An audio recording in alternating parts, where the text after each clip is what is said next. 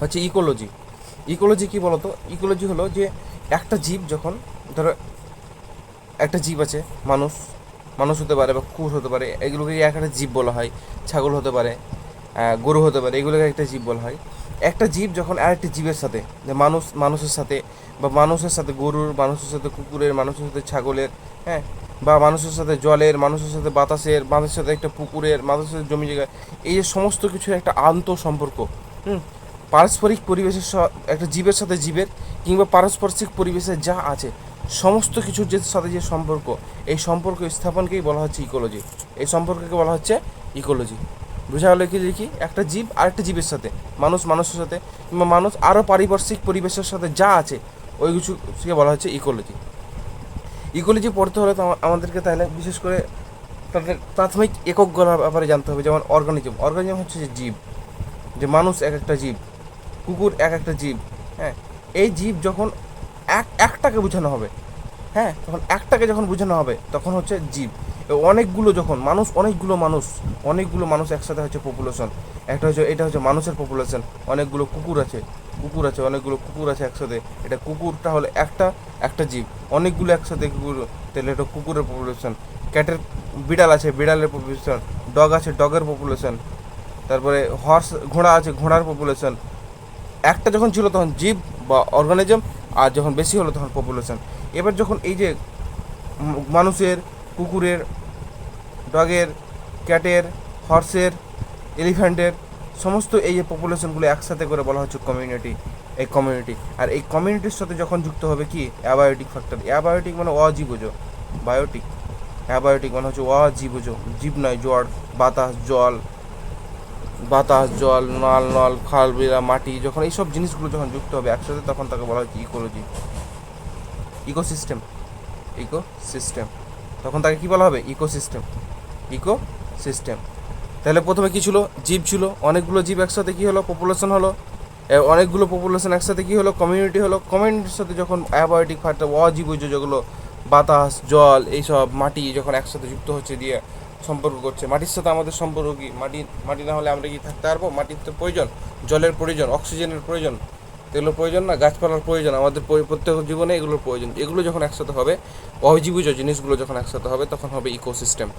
এবার অনেকগুলো যখন ইকোসিস্টেম, হ্যাঁ, অনেকগুলো যখন ইকোসিস্টেম যখন একসাথে হবে তখন তাকে বলা হবে বায়োম। তখন বায়োম বলা হবে। ধরো আমরা এই যে ভারতবর্ষে, আমরা ভারতে আছি, হ্যাঁ, ভারত একটা ইকোসিস্টেম। তারপর অন্য দেশ, ধরো পাকিস্তান একটা ইকোসিস্টেম, বাংলাদেশ একটা ইকোসিস্টেম, এইভাবে। অ্যাকচুয়ালি এই যে ইকোসিস্টেমগুলো হচ্ছে, এগুলো একটা দ্বীপের হিসেবে বোঝানো হয়।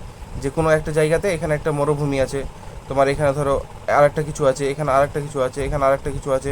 পৃথিবী, ধরো আমি পৃথিবীটাকে প্লট করছি, এখানে পৃথিবীটাকে আঁকছি, তো এখানে আর একটা ধরো কোনো আছে, এখানে আর একটা আছে। এই জায়গাগুলো এক একটা ভূমি। এই ভূমিতে কী হচ্ছে? অনেক মানুষ বাস করছে, অনেক কুকুর বাস করছে, অনেক ভেড়া বাস করছে, অনেক ভালো এক জায়গাতে বাস করছে। তো ধরো এটা ভারত, এটা ভারত, এটা আমাদের ভারত মহাসাগর, না, এটা ধরো এশিয়া মহাদেশ, ধরো এটা ধরো এশিয়া মহাদেশ। এশিয়া মহাদেশে অনেকগুলো দেশ আছে, এই জায়গাগুলোতে আমরা সবাই বসবাস করছি, অনেক মানুষ। তো এটা হচ্ছে এক একটা বায়োম। আর পুরো পৃথিবীকে একসাথে, আর পুরো পৃথিবী একসাথে হচ্ছে বায়োস্ফিয়ার। পুরো পৃথিবী একসাথে বায়োস্ফিয়ার। বুঝা গেলো?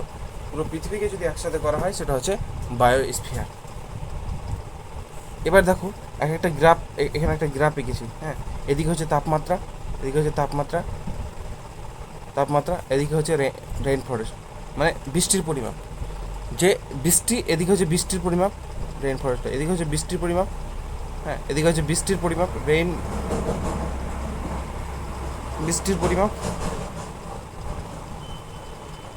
আর এদিকে হচ্ছে তাপমাত্রা। এদিকে হচ্ছে বৃষ্টির পরিমাপ, এদিকে হচ্ছে তাপমাত্রা। গ্রাফ, গ্রাফ, গ্রাফ সবসময় কীভাবে আগে বলো তো? যে গ্রাফ ধরো এদিকে ধরো, ধরো আমার এখানে ধরো হাইট দিলাম, এদিকে টাইম দিলাম, তো আমার যখন এদিকে ধরো 1 2 3 4 5 6, হ্যাঁ, এদিকে দু 2 বছর, ধরো 5 বছর, 10 বছর, মানে 3 করে ধরো, 3 6 9 12 15 18 এরকম ধরো। তো এইগুলো কি একটা এখানে 3 বছর পর, 6 বছর পর, 7 বছর পর, এগুলি কি সময়? 6 বছর পর, 9 বছর পর, 12 বছর পর, তারপর কি 15 বছর পর, 18 বছর পর এখানে 1 2 3, এটা উচ্চতা হাইট 4 5 6। তো আমি বলছি আমার 3 বছর পর হাইট ছিল 1 ফুট। তো এখান দিয়ে 3-এ গেল, এখান দিয়ে গেল, কী করছিস? তো 3 বছরে এই বরাবর, 3 বছরে এই বরাবর, 3 বছর হাইট ছিল 1 ফুট, তো এই বাড়াবো। তো এখানে আসলো গ্রাফটা। আমার 6 বছর আমার হাইট ছিল 2 ফুট, তো 6 বছর এটা হচ্ছে 6-এর দাগ, এখানে হচ্ছে 2-এর দাগ, যেখানে মিলবে এখানে। হ্যাঁ, তারপর হচ্ছে 9 বছর আমার হাইট ছিল 3 ফুট, এখান দিয়ে গেল আর এখান দিয়ে গেল, এখানে 3 ফুট। 12 বছর হাইট ছিল 4 ফুট, এখান দিয়ে গেল, এখান দিয়ে গেল, এরকম। 15 বছর হাইট ছিল 4 ফুট, এরকম গেল 3 ফুট, তারপর 5 ফুট 4। তারপর 6 বছর, 18 বছরে আমার হাইট ছিল 6 ফুট, এরকম। তো এই দেখো, এই যে বয়সের সাথে সাথে বাড়ছে আমার হাইটটা। তো এরকম একটা গ্রাফ পেলাম না। যখন আমার 0 বছর, তখন আমার 0 হাইট, আমার তো জন্ম হয়নি, তখন হাইট ছিল না। তো কি আস্তে আস্তে কি এটা হচ্ছে 0 0, মানে হাইট 0, সময় 0। আমার যখন 0 বছর, তখন আমার 0 হাইট। তাহলে এরকম 3 বছরে 1 হাইট, 2 বছরে 2 ফুট, 9 বছরে 3 ফুট, এরকম করতে করতে করতে দাগগুলো মিলালাম। এটা হচ্ছে, তাহলে এটা হচ্ছে আমার সময় আর হাইটের হাইটের গ্রাফ। সময় আর না, এটা হচ্ছে হাইট আর সময়ের গ্রাফ। এটা আমার যত যত সময় বাড়ছে, যত যত এদিকে সময় বাড়ছে, এদিকে তত তত হাইট বাড়ছে। প্রথমে সময় ছিল না, হাইট ছিল না, এবার সময় বাড়লো, কত বছর? 18 বছর হলো, হাইট বাড়লো, 6 বছর হলো, এই জায়গায় আসলো। এই যে দাগটা, এটা হচ্ছে এইভাবে গ্রাফ বলা হয়, যে সময়ের সাথে সাথে মানে এদিকে যেটা থাকবে এদিকে এটা বাড়বে, এদিকে যেটা থাকবে এদিকে বাড়বে। এটা হচ্ছে গ্রাফে বসানোর ধরো নিয়ম এক একটা জিনিসের। তো এখানে দেখো, এইদিকে যদি যাই তো আস্তে আস্তে কি, এদিকে যেহেতু বৃষ্টির পরিমাপ বলেছি, তো এইদিকে যদি আস্তে আস্তে যাইতে কি, এদিকে গ্রাফে যত আস্তে আস্তে যাবো, ওদিকে বৃষ্টি তত, বৃষ্টির পরিমাপ তত বেশি।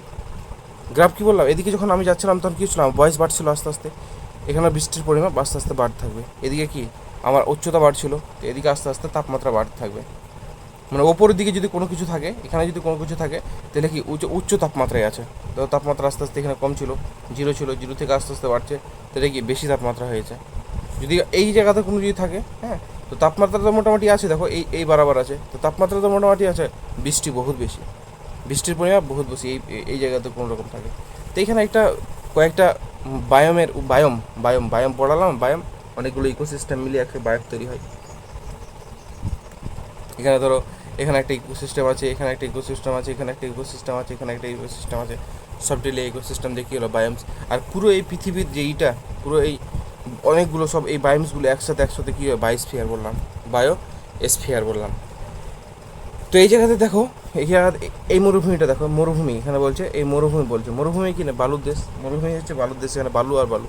তো এই জায়গাটাতে দেখো যে এইখান থেকে এইটুকুটাতে এসছে, বৃষ্টি একটু হয়েছে বৃষ্টি, মরুভূমিতে ধর আধা একটু বৃষ্টি হচ্ছে, আর তাপমাত্রা বহুত থাকে মরুভূমিতে, একদম মরুভূমির বালুর তাপমাত্রা বেশি থাকে, ওই জন্যই তো বালু। বৃষ্টি হয় না, তার জন্য উদ্ভিদ হয়নি।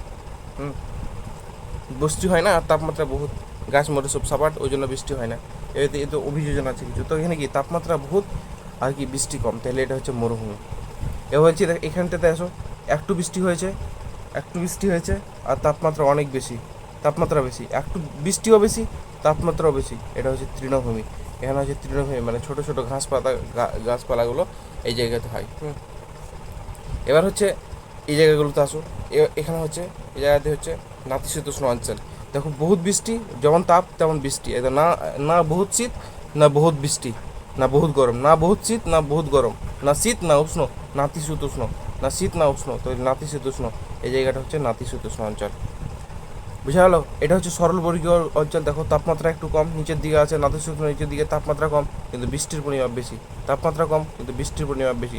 ওই জন্য সরলবর্গীয় উদ্ভিদ, যেগুলো সোজা সোজা বৃষ্টিতে লম্বা লম্বা গাছ দেখা যায়, দেখবা ওই মানে যদি দেখে থাকো কোনদিন কন্টনে, তো ওইগুলো হচ্ছে সরলবর্গীয় উদ্ভিদ। বুঝলে, লম্বা লম্বা গাছ হবে একদম জঙ্গলে, ওটা হচ্ছে সরলবর্গীয় উদ্ভিদ। এবার হচ্ছে বহুত বৃষ্টি হয় আর বহুত তাপমাত্রা, বহুত বৃষ্টি আর বহুত তাপমাত্রা। অ্যামাজন নাম তো শুনেছো, অ্যামাজন জঙ্গল, অ্যামাজন জঙ্গল।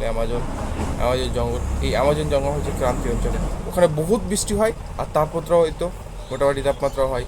ওই জন্য কি এখানে বহুত গাছপালা জন্মায়। ওই যে অ্যামাজন আছে, অ্যামাজনকে কী বলা হয়, পৃথিবীর লাংস বলা হয়। সেখানে লাংস কেন বলা হয়, সেখান থেকে অনেক তোমার অক্সিজেন উৎপন্ন হয়, জন্য পৃথিবীর লাংস বলা হয় অ্যামাজনকে। আরেকটা হচ্ছে মেরু বা অ্যালপাইন তুন্দ্রা। তুন্দ্রা, এটা ইম্পর্টেন্ট কিন্তু। মেরু বা অ্যালপাইন তুন্দ্রা, এটা কি এখানেই একদম কাছেই। দেখো বৃষ্টিপাতও কম আর তাপমাত্রাও কম, বৃষ্টিপাতও কম আর তাপমাত্রা কম। মেরুতে কি হয়, পৃথিবীতে, এটা পৃথিবী ওপর দিকে মেরু না, বরফ জমে থাকে, এইদিকে বরফ জমে থাকে, আর মিডিল বরাবর কি খরা বেশি, ওপর দিকে বরফ বেশি, মিডিল বরাবর খরা বেশি, এরা হচ্ছে মিডিলে। তো তাপমাত্রাও নেই আর বৃষ্টিও হয় না, তাপমাত্রাও নেই বৃষ্টি হয় না, একদম সব ঠান্ডা হয়ে পড়ে থাকে একদম। ওই জন্য এটা কি মেরু বা তুন্দ্রা, মেরু বা তুন্দ্রা, বুঝালো।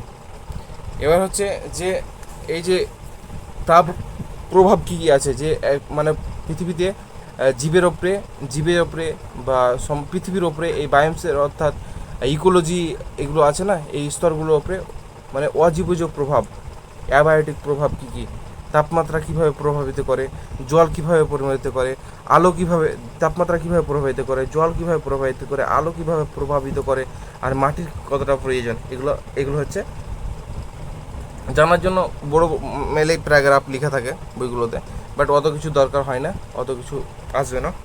এতে শুধু মনে রাখবে এরিথ্রোথার্মাল মানে হচ্ছে কী বলতো, ইউরোথার্মাল মানে হচ্ছে বেশি বেশি। কিছু কিছু উদ্ভিদ আছে এই যে মানে যেগুলো পৃথিবীতে জীব বা মানে অর্গানিজম বা জীব, হ্যাঁ, পৃথিবীতে যেগুলো জীব বেঁচে থাকবে এই জীবগুলোর ওপরে এই অজীবজ তাপমাত্রা কি অজীবজ অ্যাবায়োটিক ফ্যাক্টর বললাম না, অ্যাবায়োটিক ফ্যাক্টর তাপমাত্রা, জল, আলো, মাটি, এগুলো কি অ্যাবায়োটিক, অজীবজ।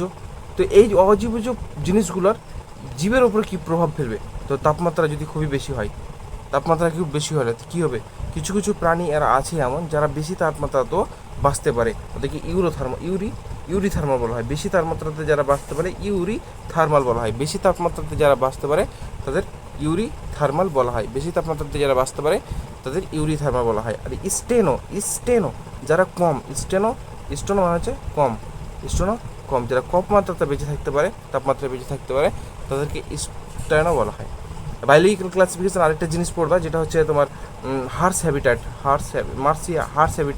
হ্যাবিটাট, আর্কিব্যাকটেরিয়াগুলো মানে বহুত টেম্পারেচারে, যেখানে হট স্পিন থাকবে, বহুত 100 ডিগ্রি 200 ডিগ্রি সেন্টিগ্রেড উষ্ণতায় জল থাকবে, ওই জলেও কিছু কিছু মাইক্রোবস অর্থাৎ ব্যাকটেরিয়া, মাইক্রোবস এগুলো বসবাস করতে পারে। হ্যাঁ, তো এগুলো কেউ অনেক তাপমাত্রা সহ্য করে বসবাস করতে পারে, কেউ আর বহুত কম তাপমাত্রাতে জীবন ধারণ করতে পারে, এরকম। এবার হচ্ছে জলের নিজস্ব ধর্ম কী আছে, জলের নিজস্ব কোনো ধর্ম নেই।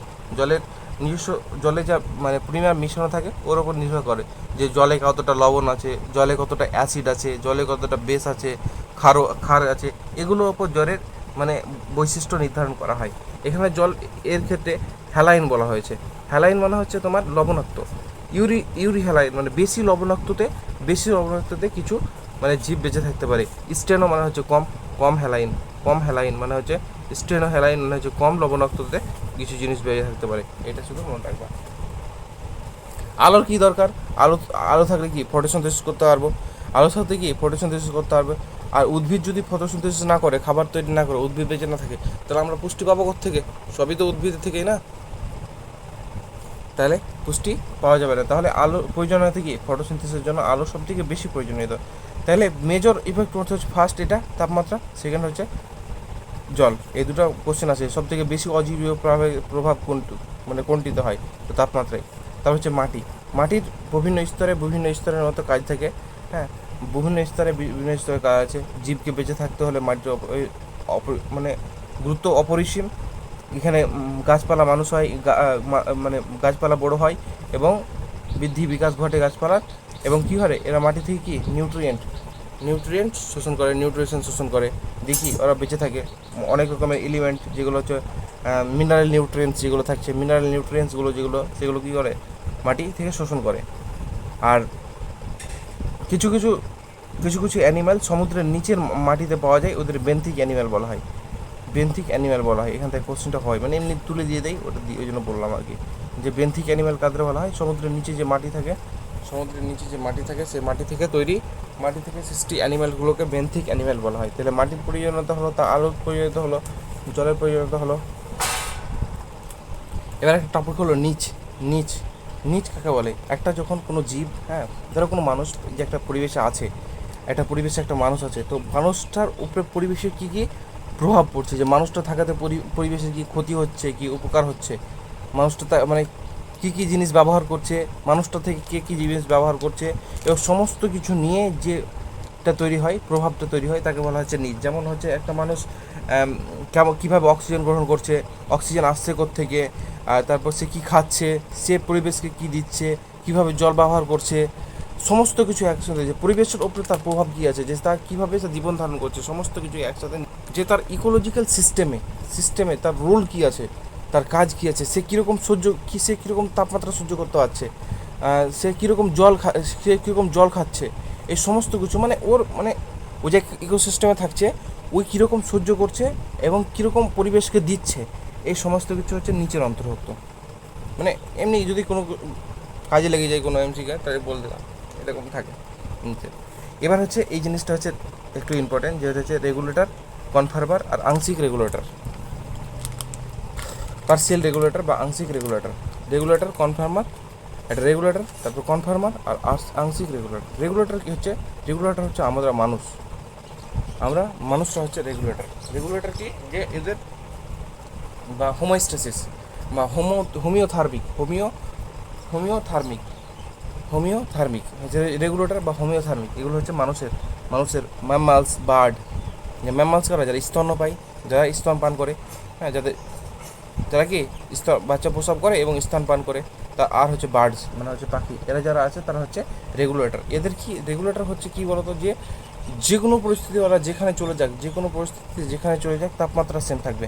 আমরা যদি পাহাড়ের উপরে যাই তা আমাদের 98.4 ডিগ্রি ফারেনহাইট থাকবে তাপমাত্রা। চাঁদে চলে গেলেও সেই একই থাকবে। কোনো জায়গাতে চলে গেলেও ঠান্ডা তো এরকম থাকে, গরমে এরকম থাকে, সবসময় এটা থাকে। আমরা যদি কোনো জায়গায় ঠান্ডাতে চলে যাই, একদম খুবই ঠান্ডা, কনকনে ঠান্ডা, তখন আমাদের কি কাঁপুনি আসার ফলে কী হয়, গা শিউরে ওঠে, হ্যাঁ, কেঁপে ওঠে গা কাঁপানোর ফলে কী হয়, টেম্পারেচার বাড়ে, ওই জন্য গা কামে। আর তারপরে যখন গরমের সময় যখন বাইরের তাপমাত্রা বহুত থাকে, তখন আমাদের কী হয়, গা থেকে ঘাম নিঃসরণ হয়। এই ঘাম নিঃসরণের ফলে ঘাম নিঃসরণের ফলে কী হয়, তাপমাত্রা কমে যায়। তাপমাত্রা যদি বাড়ে তাহলে ঘাম নিঃসরণের জন্য, তারপর আমাদের শরীর থেকে যদি ঘাম নিঃসরণ না হতো তাহলে কী হতো, আমাদের তাপমাত্রা যেমন বাইরের তাপমাত্রা যদি 40 ডিগ্রি হতো, তো বাইরের তাপমাত্রা 40 ডিগ্রি, তো আমাদের দেহের তাপমাত্রা 40 ডিগ্রি হয়ে যেত, আমাদের কী হতো, জ্বর হয়ে যেত। বুঝতে পারলো? ওই জন্য ঘাম নিঃসরণের ফলে কী হয়, ঘাম নিঃসরণের ফলে দেহের তাপমাত্রা কমে যায়, একদম স্থির থাকে, না বাড়বে না কমবে। এটা হচ্ছে রেগুলেটর। আর কনফার্মার হচ্ছে যেখানে যাবে সেখানে তেমন, যেখানে যাবে, যদি ঠান্ডা হয় তো ঠান্ডা, গরম হয় তো গরম। পৃথিবীতে যত সব জীব আছে, হ্যাঁ, সব 99% যত সব জীব আছে, ম্যামালস আর বার্ড বাদে যত সব আছে, সমস্ত কিছু কনফার্মার। এরা যেখানে যাবে, যেমন মাছ জলে যেমন জায়গায় থাকবে তেমন জায়গায় তোমার কি তাপমাত্রা পরিবর্তন করে দেবে। অ্যাম্ফিবিয়াস, সাপ যেমন যাবে, সাপ এইসব যেগুলো আছে না, সমস্ত এরা যেখানে যাবে, এরা কি নিজের তাপমাত্রা ইচ্ছা মতো চেঞ্জ করতে পারবে। আর আংশিক রেগুলেটরের মধ্যে কী বলতো, যে প্রথমত আর কনফার্মার, প্রথমত জীবনের কোনো একটা দশায় ওরা প্রথমে কী থাকবে, জীবনের প্রথম দশায় ওরা কী থাকবে, কনফার্মার থাকবে। এটা হচ্ছে জীবনের প্রথম দশায় ওরা কনফার্মার থাকবে, মানে যখন পরিবর্তন হবে, যখন মানে বাহ্যিক বাইরে যখন তাপমাত্রা বাড়বে, তখন ওদের ভিতর তাপমাত্রা বাড়বে, বাইরের তাপমাত্রা কমলে ওদের বাইরের তাপমাত্রা কমবে।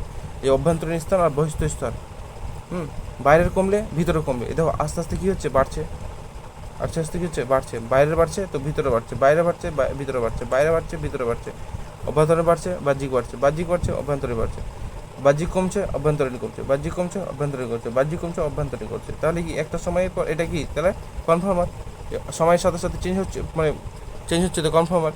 এবার একটা সময় পর এরা কি হয়ে যায়, রেগুলেটর হয়ে যায়। কি যে একটা সময় পর আর ওদের তাপমাত্রা কি বাইরের সাথে কোনো কি তুলনাই হবে না, যে বাইরে যা থাকবে থাক, আমার দেহের তাপমাত্রা যেমন থাকবে তেমনই করা হবে। এরকম হচ্ছে, এগুলো হচ্ছে আংশিক রেগুলেটর। একটা সময় পরে যে প্রথমে কিন্তু কি থাকে, কনফার্মার থাকে, তারপরে রেগুলেটর হয়। তা কনফার্মার আর রেগুলেটরের মিক্স হচ্ছে আংশিক রেগুলেটর। কনফার্মার আর রেগুলেটরের মিক্স হচ্ছে আংশিক রেগুলেটর। আর এটা হচ্ছে কনফার্মারকে যে কোনো সময় পরিবেশের সাথে চেঞ্জ হয়ে যাবে, রেগুলেটর হচ্ছে যে কোনো সময় সাথে চেঞ্জ হবে না। বুঝা গেল? এবার হচ্ছে পরিযান পাখি।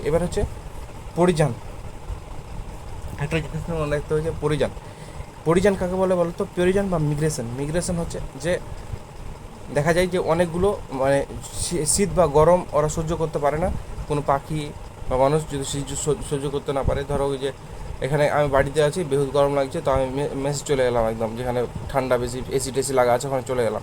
তো আমার কি এই শুধু আমাকে গরমের জন্য আমাকে কি স্থান পরিবর্তন করতে হলো, আমি কি শুধু গরমের জন্য টেম্পোরারি বাসস্থান পরিবর্তন করলাম। হ্যাঁ, ওইটা হচ্ছে পরিযান। কোনো এরকম অনেক পাখি থাকে, এই পাখিগুলো যেমন সাইবেরিয়া থেকে একটা পাখি থাকে, হ্যাঁ, মিগ্রেটিং বার্ড বলা হয় ওদেরকে, মিগ্রেটিং বার্ড বলা হয়, মিগ্রেটিং বার্ড বলা হয়। তো এই পাখিগুলো থাকে সাইবেরিয়া থেকে। হ্যাঁ, কিউলাডো ন্যাশনাল পার্ক অফ ভরতপুর, রাজস্থানের ভরতপুর বলে একটা কিউলাডো ন্যাশনাল পার্ক আছে। কিউলাডো ন্যাশনাল পার্ক কোথায় আছে? রাজস্থানের ভরতপুরে। ওকে, সাইবেরিয়া থেকে কিছু পাখি উড়ে চলে আসে গরমের সময়। গরমের সময় কি সাইবেরিয়াতে কী করে, অনেক শীত পড়ে যায়, একদম ঠান্ডা কনকনে হয়ে যায়। ওই জন্য কী করে, ঠান্ডা যখন বহুত ঠান্ডা কনকনা পড়ে যায় শীতকালে, তখন ওরা কি ভরতপুরে চলে আসে। কিউলাডো ন্যাশনাল পার্ক অফ ভরতপুরে কী করে চলে আসে ওরা। এটা হচ্ছে মিগ্রেটিং বা পরিযায়ী পাখি, মিগ্রেশন বা পরিযায়ী পাখি। এরা কি কিছু সময়ের জন্য কি নিজস্ব বাসস্থান পরিবর্তন করে। এবার হচ্ছে এখান থেকে ডাইরেক্ট কোশ্চেন এমসিকিউ হয়, আছে সাসপেনশন হচ্ছে যে হার বাই নেশন। হ্যাঁ, যে অনেক সময় সাপ শীতকালে দেখা যায় না, আর বর্ষাকালে দেখবে বহুত সাপ দেখা যায়। হ্যাঁ, যেমন শামুকগুলো দেখা যায় না, গরমে দেখা যাবে না, শীতে দেখা যাবে না। গরম যখন বহুত গরম পড়বে তখন এই শামুকগুলোকে দেখা যাবে না। হ্যাঁ, শামুক এবং কিছু কিছু মাছ থাকে যাদের বহুত গরমে দেখা যায় না। হ্যাঁ, আবার শীত যদি হয়, অন্য অন্য ঋতু যখন আসবে তখন কি বেরিয়ে চলে আসবে। এই শামুকগুলো বর্ষাকালে দেখা যাবে না, কিন্তু যেই বর্ষা আসবে না গ্রীষ্মকালে দেখা যাবে না। আর যে বর্ষা শীতকাল আসবে, শীতকালে কম থাকে কিন্তু বর্ষাকালে বহুত বেরিয়ে চলে আসে। কোত্থেকে আসে? কিছু ব্যাঙের ক্ষেত্রে এরকম হয় যে এদেরকে গ্রীষ্মকালে দেখা যায় না, কিন্তু ফের যেই বর্ষাকাল আসে বেরিয়ে চলে আসে, অন্য কালে ঠিক বেরিয়ে চলে আসে। হ্যাঁ, এরকম হচ্ছে অ্যাস্টিভেশন আর হচ্ছে হারবারনেশন। অ্যাস্টিভেশন আর হারবারনেশন। হাইবারনেশন যেটা হচ্ছে সেটা হচ্ছে শীতঘুম। হাইবারনেশন যেটা হচ্ছে শীতঘুম। সাপকে শীতকালে দেখা যায় না, কেন? ওরা শীতঘুমে চলে যায়। ভাল্লুকও সেম, শীতকালে দেখা যায় না, ওরা শীতঘুমে চলে যায়। তো হাইবারনেশন, তো মনে রাখবা যে শীতকালে কাঁপতে কাঁপতে হাড়গুলো বের হয়ে যায়, হ্যাঁ, হাড়গুলো কাঁপতে কাঁপতে হাড় বের হয় না, তো হাড় বার নেশন মনে রাখবা, হাড় বার নেশন। কোন কালে হয়? হাড়বার, একদম ঠান্ডায় কাঁপতে কাঁপতে শীতকালে। তো শীতঘুম হচ্ছে হাইবারনেশন, হাড়বার লাই। হ্যাঁ, মনে রাখার জন্য হাড়বারনেশন। হ্যাঁ, তো শীতঘুম হয়ে যায়, বুঝলো? তো শীতঘুমের তাহলে সাপ আর ভাল্লুক। আর অ্যাস্টিভেশন হচ্ছে ওটা যদি শীতঘুম হয়, তো বাকিটা হচ্ছে গ্রীষ্মঘুম। তো অ্যাস্টিভেশন হচ্ছে গ্রীষ্মঘুম। গ্রীষ্মঘুম কোথায় দেখা যায়, কাদের দেখা যায়? সাপ আর কিছু প্রজাতির মাছের ক্ষেত্রে দেখা যায়, সব মাছ না, কিছু প্রজাতির মাছের ক্ষেত্রে দেখা যায়, যারা অ্যাস্টিভেশন অর্থাৎ গ্রীষ্মঘুমে চলে যায়। আর হচ্ছে অভিযোজন, ঠান্ডা এলাকার স্তন্যপায়ী যারা ম্যামালসগুলো আছে, স্তন্যপায়ী তো বুঝো, তার মানে স্তনপান করে অ্যাকচুয়ালি। এবারে কান, হাত, পা এগুলো কি ছোটো হয়ে যায়, কান হাত পাগুলো ছোটো হয়ে যায়, এটাকে অ্যালেন রুল বলা হয়। Allen rule. যদি কোনো এরকম কোশ্চেন আসে যে কোনো প্রাণীর লিম্স এবং ইয়ার ছোটো হয়ে গেছে, হাত পা ছোটো হয়েছে, এটি কোন রুলস? তো অনেকগুলো রুলস দিয়ে দিল নিচে, দিয়ে ওখানে যদি অ্যালেন রুল থাকে তাহলে এটা হবে। এগুলো অ্যালেন রুলস বলা হয়, এটা ইম্পর্টেন্ট কিন্তু। অ্যালেন রুলস কি? যে যদি ঠান্ডা এলাকায় থাকে, বহুত ঠান্ডায়, পেঙ্গুইনদের হাতগুলো এরকম ছোটো ছোটো হয়ে থাকে না, এরকম কুচি কুচি হয়ে, এরকম এরকম এরকম পেঙ্গুইন থাকে, হাতগুলো এরকম এরকম ছোটো ছোটো হয়ে থাকে, ছোটো ছোটো হয়ে থাকে পেঙ্গুইনদের, এরকম ছোটো ছোটো হয়ে থাকে। তো কি ঠান্ডা এলাকায় থাকে, এই জন্য কি হাত পাগুলো, হাত আর কানগুলো এরকম এরকম একদম মাছের মুরগির মতন হয়ে যাবে, ছোটো ছোটো হয়। তো পেঙ্গুইন কি কিসের জন্য ছোটো হয়েছে? ঠান্ডা এলাকায় থাকার জন্য। এদের কি তাহলে ঠান্ডা অঙ্গ ছোটো যদি হয়ে যায়, তাহলে কি দেহ থেকে তাপ কম বেরিয়ে যাবে, ওই জন্য কি দেহ থেকে তাপ কম বেরাবে, ওই জন্য হাত পাগুলো অভিযোজন হয়ে গেছে। এ কী পড়ছে এখন? অভিযোজন, তে হাত পা হয়ে যায়। এবার যেহেতু বহুত পর্বত পীড়ায়, আমরা যদি পাহাড়ের উপর চেপে যাই, এরকম পাহাড়ের উপরে যদি চাপি, তো কী হবে? আমাদের মুখ হাতগুলো লাল হয়ে যাবে। কেন? যে ওখানে অক্সিজেনের পরিমাণ কম থাকে। পাহাড়ের উপরে কি অক্সিজেনের পরিমাণ কম থাকে, পাহাড়ের উপরে যদি উঠি, আমরা পর্বতের উপরে যদি উঠি, হ্যাঁ, তো অক্সিজেনের পরিমাণ কম থাকে। অক্সিজেনের পরিমাণ কম থাকলে, অক্সিজেন পরিমাণ কমের জন্য ওদের একটা অভিযোজন হয়েছে, ওদের সেইলে আরবিসি বেশি পাওয়া যায়। RBC, red blood cell, RBC বেশি পাওয়া যায়। হ্যাঁ, আরবিসির কাজ কি? অক্সিজেন বহন করা। অক্সিজেন কী করবে? আরবিসি অক্সিজেন বহন করে। তাহলে কি হলো? অক্সিজেন যেহেতু ওখানে কম, তো কি আগে থেকেই রক্ততে আরবিসির পরিমাণ বেশি থাকার কারণে অক্সিজেনের পরিমাণ বেশি থাকে। তার জন্য যারা প্রতিনিয়ত ওখানে থাকে, ওখানে ওদের প্রবলেম হয় না। কিন্তু আমরা যদি একদিন দুদিনের জন্য পর্বতের মাথায় চলে যাই, তা আমাদের মুখ হাত লাল হয়ে যাবে, একদম দেখে কেমনই লাগবে, এরকম, বুঝতে পারলা? এরকম ওই জন্য যারা প্রতিনিয়ত থাকে ওদের কি আরবিসির পরিমাণ বেড়ে গেছে, অভিযোজন হয়ে গেছে। কিন্তু আমরা হঠাৎ করে যাই, তো আমাদের তো আরবিসির পরিমাণ হঠাৎ করে বাড়বে না, তাহলে আমাদের কি মুখ হাত লাল হয়ে যায়, শরীর খারাপ করে, বমি বমি ভাব করে, এরকম হয়ে যায় অক্সিজেনের অভাবে। এটা হচ্ছে আরেকটা অভিযোজন। যারা মরুভূমিতে যেসব উদ্ভিদগুলো থাকে, মরু উদ্ভিদ, ওদের মরু উদ্ভিদ বলা হয়, এদের কি পত্ররন্ধ্রগুলো মোটা হয়ে যায়। পত্ররন্ধ্রগুলো মোটা হয়ে যায়, যেখান থেকে তোমার মানে পাতার যে থাকে না, মানে যেখান থেকে অক্সিজেন আর কার্বন ডাইঅক্সাইড বের হয়, অক্সিজেন আর কার্বন ডাইঅক্সাইড যেখান থেকে বের হয়, ওখানে কী থাকে, ভিতর দিকে কি স্টোমা থাকে, আর বাইরে কী থাকে, ঠিক কিউটিক্যাল থাকে। তো পত্ররন্ধ্রগুলো ঠিক হয়ে যায়, মানে পত্ররন্ধ্রগুলি মোটা হয়ে যায়, স্টোমাগুলো অনেক ভিতরে চলে যায়। পত্রগুলো মোটা হয়ে গেলো, তখন কী হলো, উপরে পত্ররন্ধ্র থাকে, পাতার উপরে পত্ররন্ধ্র থাকে, আর নিচে থাকে স্টোমা। তো এমনি এমনি এই গাছগুলোর ক্ষেত্রে কি পত্ররন্ধ্রটা পাতলা থাকে, আর স্টোমাটা একদম বাইরের দিকে থাকে। এবার পত্ররন্ধ্র যদি মোটা হয়ে যায়, উপরে পত্ররন্ধ্র মোটা হয়, দেখি স্টোমাগুলো ভিতর দিয়ে চলে যাবে, ভিতর দিয়ে চলে যাবে। আর পাতাগুলো কি কাটা হয়ে যায়, যেমন ক্যাকটাস গাছ দেখো না, ক্যাকটাস গাছের ক্ষেত্রে কী দেখো, পাতাগুলো কাটা কাটা হয়ে থাকে। মরুভূমির ক্যাকটাসগুলো কী থাকে, এরকম কাটা কাটা হয়ে থাকে। কাটা কাটা হওয়ার কারণ কি, যে এতে যদি জল অপচয় যাতে না হয়ে যায়, জল যাতে বেরিয়ে না চলে যায়, ওই জন্য পাতাগুলো কি কাটায় রূপান্তরিত হয়ে যায়। এটা হচ্ছে মরু উদ্ভিদের বৈশিষ্ট্য। আর একটা হচ্ছে অ্যাকোয়াটিক সিল। এরকম একটা প্রাণী আছে যাদের মানে জলজ সিল বলা হয়। হ্যাঁ, এই সিলগুলো কী করে, তোমার এদের মানে চর্বি অনেক মোটা হয়ে যায়। এদের চর্বির লেয়ারগুলো, মানে শরীরের চর্বির লেয়ারগুলো অনেক মোটা হয়ে যায়। ওই জন্য কি হিট কম লস হয়, যার ফলে হিট কম লস হয়, হিট কম লস হয়। এই এই সিলগুলো কী করে, অনেক দেহগুলো অনেক চর্বি লেয়ারগুলো অনেক মোটা করে দেয়, চর্বি লাগিয়ে মোটা করে, যাতে দেহের ভিতর থেকে হিট না বাইরে বেরিয়ে চলে যায়, যাতে অ্যাকোয়াটিক সিলের অভিযোজন কি, যাতে সিল হিট না লস হয়। এবার হচ্ছে এটা ইম্পর্টেন্ট টপিক, ইএনএম এবং জিএনএম সিনিয়র চট্টগ্রাম শহরের জন্য ইম্পর্টেন্ট টপিক হচ্ছে ন্যাটালিটি। এটা হচ্ছে মর্টালিটি, একটা ইমিগ্রেশন, একটা এমিগ্রেশন। হ্যাঁ, ন্যাটালিটি হচ্ছে জন্মহার। ন্যাটালিটি কি, ধরো এই যে এনকে ন্যাটালিটিকে এন দিয়ে লেখা হয়। জন্মহার হচ্ছে যতজন শিশু এক বছরে জন্মগ্রহণ করলো। হ্যাঁ, যতজন শিশু, ধরো 10জন শিশু এক বছরে জন্মগ্রহণ করলো, তো 10/1 এরকম লিখতে হবে। কিন্তু এই যে বছর, এই 1 এটা দিয়ে ভাগ করলেই জন্মহার হবে। 10টা তো জন্ম করলো, এটা তো জন্মহার নয়।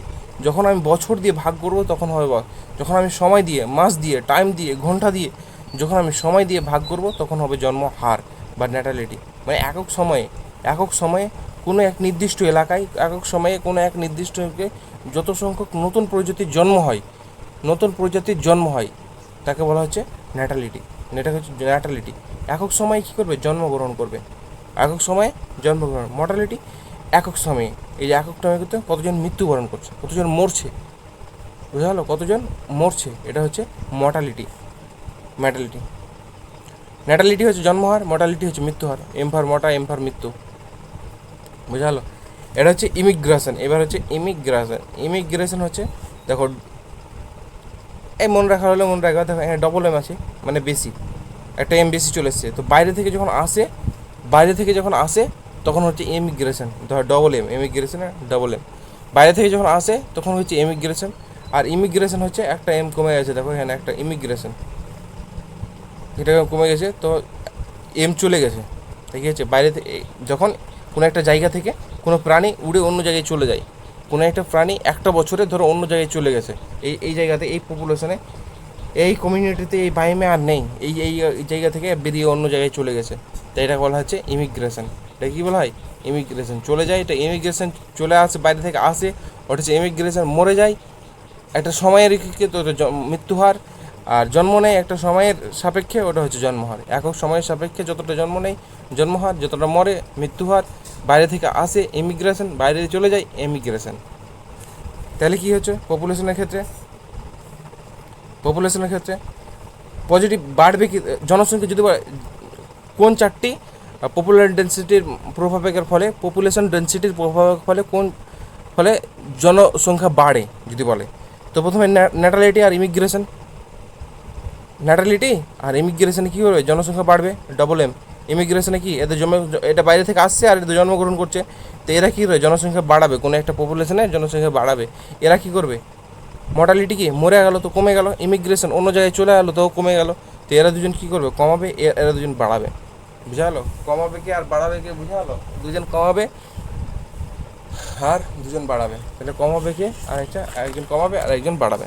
এবার হচ্ছে জনসংখ্যা বৃদ্ধির দুটো মানে প্রধান স্টেপ, একটা হচ্ছে এক্সপোনেনশিয়াল গ্রোথ, হ্যাঁ, যেটা হচ্ছে তোমার কাল্পনিক, এক্সপোনেনশিয়াল গ্রোথ হচ্ছে কাল্পনিক, আর এটা হচ্ছে লজিস্টিক গ্রোথ মানে হচ্ছে রিয়েল লজিকযুক্ত, এটা হচ্ছে লজিস্টিক মানে এক্সপোনেনশিয়াল মানে কল্পিত, এটা হচ্ছে কল্পিত গ্রোথ মানে মানে এখানে বলছে যখন রিসোর্স আনলিমিটেড হবে, মানে যখন খাওয়ার বহুত থাকবে, মানে ঘর বাড়ি বহুত থাকবে, থাকার জায়গা বহুত থাকবে, খাওয়ার বহুত থাকবে, তখন বলছে যে একটা টাইমে কিছু জনসংখ্যা হবে, হ্যাঁ, একটা টাইমে আস্তে আস্তে জনসংখ্যা বাড়বে আর টাইম বাড়বে, আর একটা সময় হঠাৎ করে বহুত জনসংখ্যা বাড়তে শুরু করবে, একদম বাড়তে শুরু করবে যদি খাবার আনলিমিটেড থাকে, এটা বলছে এক্সপোনেনশিয়াল মানে কল্পিত, কল্পিত এটা বলছে যে একটা সময় পর কী হয়েছে, দেখো এখানে হচ্ছে সময় জিরো, জনসংখ্যা নেই, সময় বাড়ছে জনসংখ্যা বাড়ছে, একটু করে বাড়ছে, একটু করে সময় বাড়ছে, একটু করে জনসংখ্যা বাড়ছে, সময় বাড়ছে জনসংখ্যা বাড়ছে, সময় বাড়ছে জনসংখ্যা,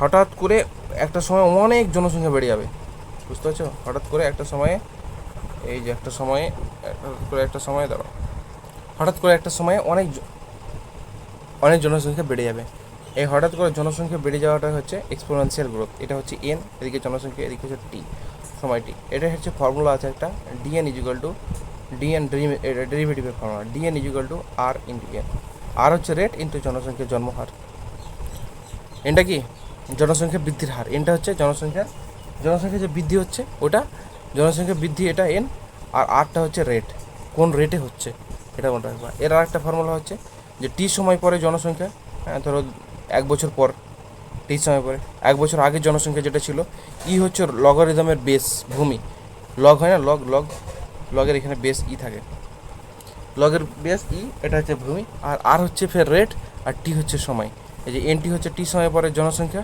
N0 হচ্ছে প্রথমে যে জনসংখ্যা ছিল, আর হচ্ছে বৃদ্ধির হার বা রেট বলা হচ্ছে, আর হচ্ছে লগের ভূমি, এটুকু মনে রাখবো একটু করে মনে রাখবো। আর এর মান হচ্ছে 3.3 ধরা হয়, কিন্তু 2.718 2.718 হচ্ছে এর মান, লগ এই যে লগ জানো, লগের ইটা নিচে থাকে, ওই জন্য ডলার বেশি থাকে, তাহলে ফর্মুলাটা দেখো, এনটি ডাইরেক্ট চলে আসে ফর্মুলাটা, যে এক্সপোনেনশিয়াল গ্রোথের ফর্মুলা বলো, তো এনটি কাল্পনিক গ্রোথ, এনটি N0 আর টি, ওপরে আর টি, এর পাওয়ার হচ্ছে এটা, এর পাওয়ার হচ্ছে আর টি, বুঝা গেলো, এটা হচ্ছে এক্সপোনেনশিয়াল গ্রোথ।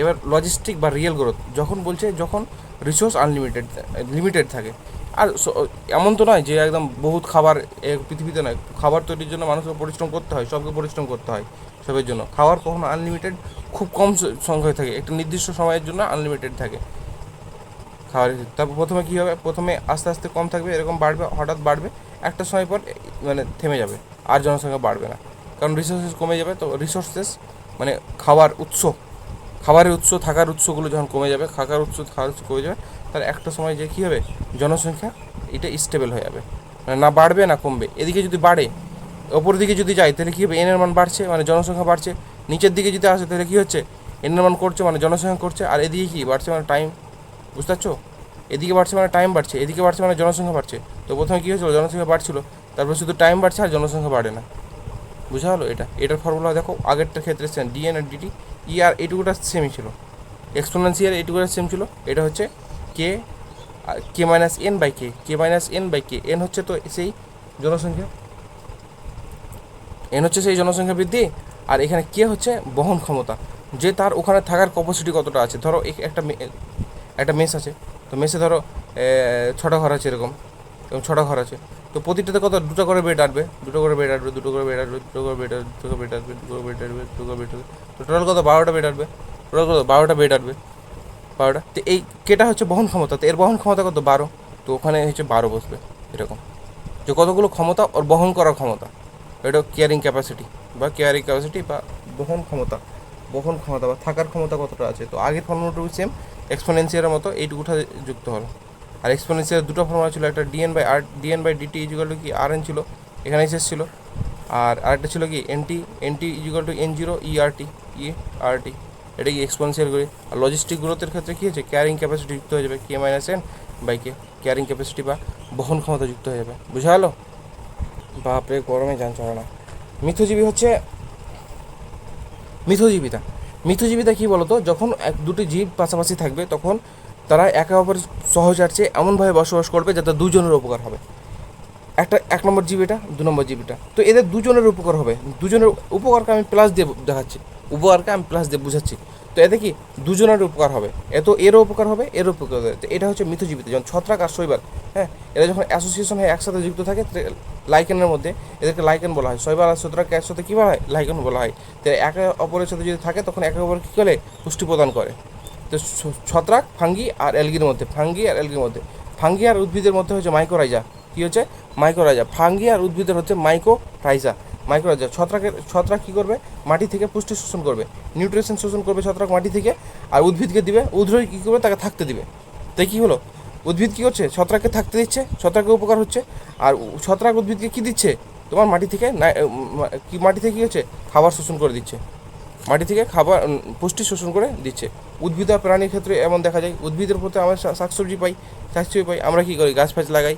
তো আমরা কি একটা গাছ লাগালাম, তো গাছটা উপকার হলো, একটা চারা গাছ আমরা বপন করলাম, তো চারা গাছের উপকার হলো। বা আমরা কোনো প্রাণী ধরো যে ওর ফুল ফুটেছে, তো পরাগযোগের জন্য কী হলো, একটা মৌমাছি যে বসলো, হ্যাঁ, তো একটা মৌমাছি যে বসলো, তো কী হলো, আর পরাগযোগ হলো, এখান থেকে কী হবে, ফল হবে। তো ফলটা ধরো অন্য প্রাণী খাচ্ছে, বা ওই মাছিটা এসে খাচ্ছে প্রাণীটা, তাই কী হলো, এই ফল খাওয়ার ফলে কী হলো, প্রাণী উপকার হলো, আর ওর কী হলো, পরাগযোগ হলো।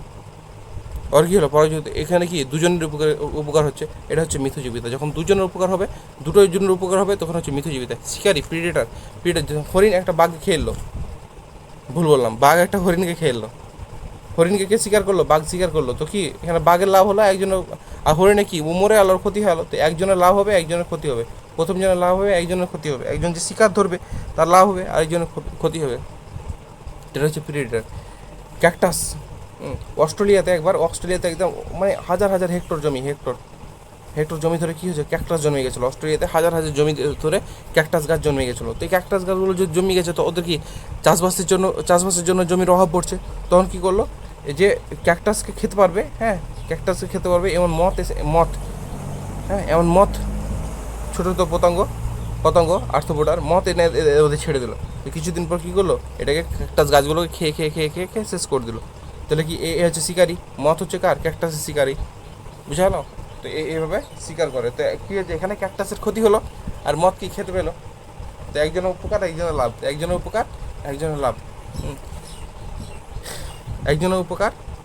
লাভ। তবে এটা মনে রাখতে হবে না, কাজে লাগবে না। এটা হচ্ছে প্যারাসিটিজম হচ্ছে পরজীব। এত কিন্তু একজনের উপকার, একজনের লস। ধরো আমাদের মাথায় উকুন আছে, তো আমাদের কি ক্ষতি। ওর তো ভালো, ও রক্ত খেতে পারছে, থাকতে পারছে, ও আশ্রয় পাচ্ছে, রক্ত খেতে পারছে, থাকতে পারছে। তো উকুন কী হচ্ছে, প্যারাসাইট একটা, মানে এটা দেহের বাইরে থাকে, এদেরকে প্যারাসাইট বলা হয়। বাহ্যিক পরজীবী বলা হয়, বহিঃপরজীবী বলা হয়। অন্তঃপরজীবী আর এটা বহিঃপরজীবী বলা হয়। উকুনটা হচ্ছে একটু প্যারাসাইট। তো উকুনের ফলে কি হয়, আমাদের কোনো উপকার হয় না, কিন্তু ওর তো থাকতে পাই, খেতে পাই, তো ওর উপকার হয়। তো একজনের ক্ষতি, একজনের লাভ, মানুষের ক্ষতি, ওর লাভ। এটা হচ্ছে কে, পরজীবী। আর এটা হচ্ছে ব্রুড প্যারাসিটিজম। এখানে একটা বড় ইম্পর্টেন্ট, এটা হচ্ছে যে ব্রুড প্যারাসিটিজম কাদের মধ্যে দেখা যায়,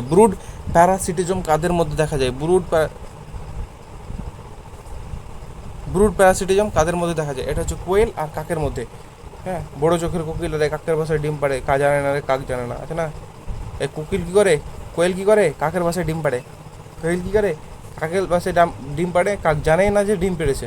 কী করে, বাচ্চা স্তন করে। তো কাকের কী হলো, শক্তি নষ্ট হলো, এনার্জি নষ্ট হলো, বাচ্চাগুলো ওকে ফুটিয়ে দিতে হলো অকারণে।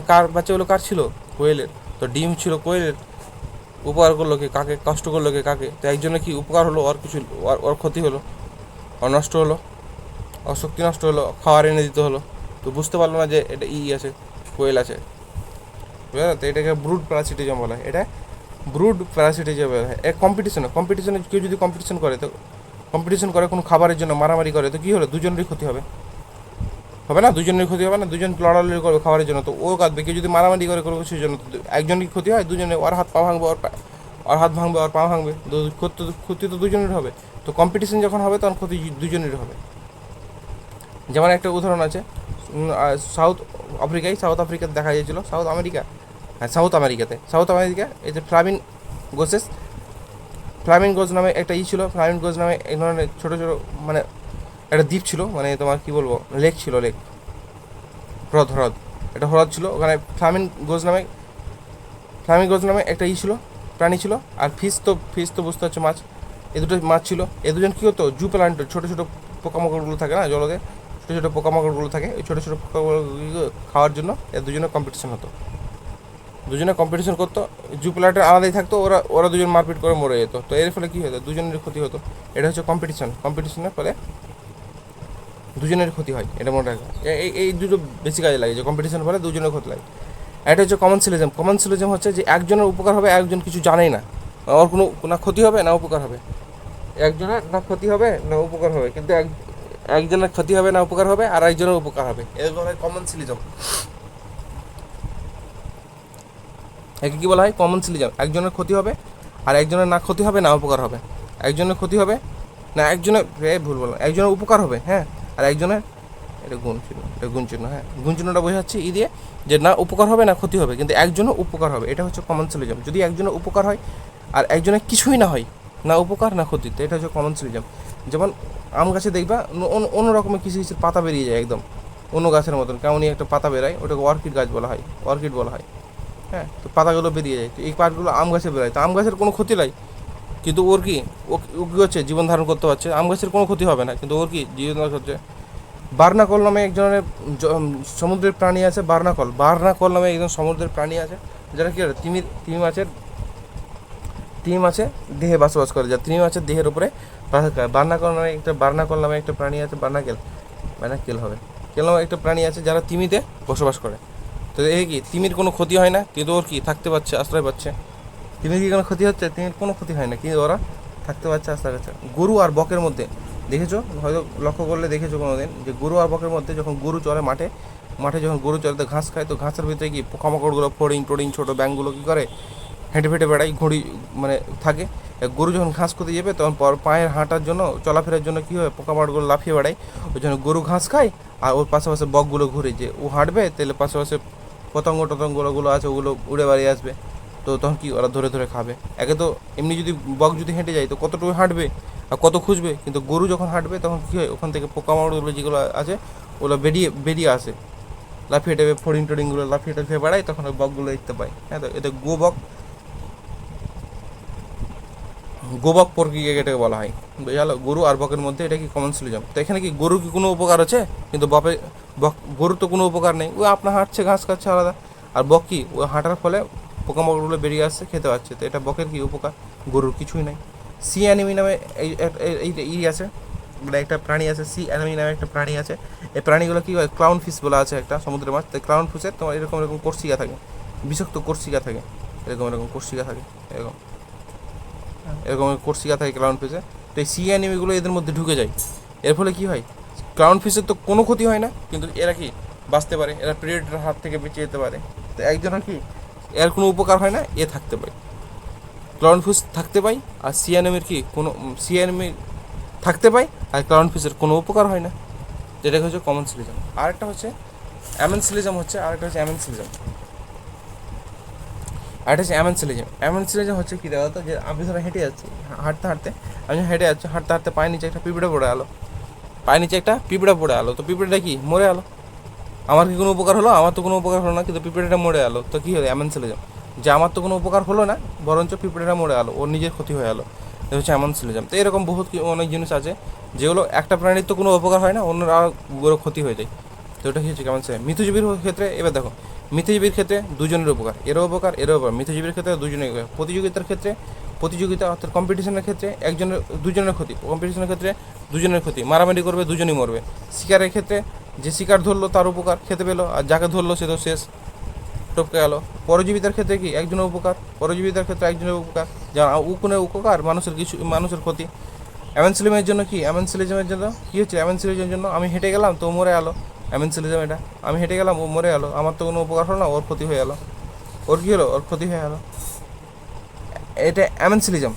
আর কমেন্সিলিজম হচ্ছে কি হচ্ছে যে এর উপকার, যেমন গরু আর বকেরটা কি হচ্ছে কমেন্সিলিজম, গরু আর বকেরটা হচ্ছে কমেন্সিলিজম। বকের উপকার, গরুর কিছু না। ব্যাস এখান থেকে শেষ হচ্ছে অর্গানিজম অ্যান্ড পপুলেশন। এখানটায় তিনটের মধ্যে চারটে চ্যাপ্টার মধ্যে একটা খতম।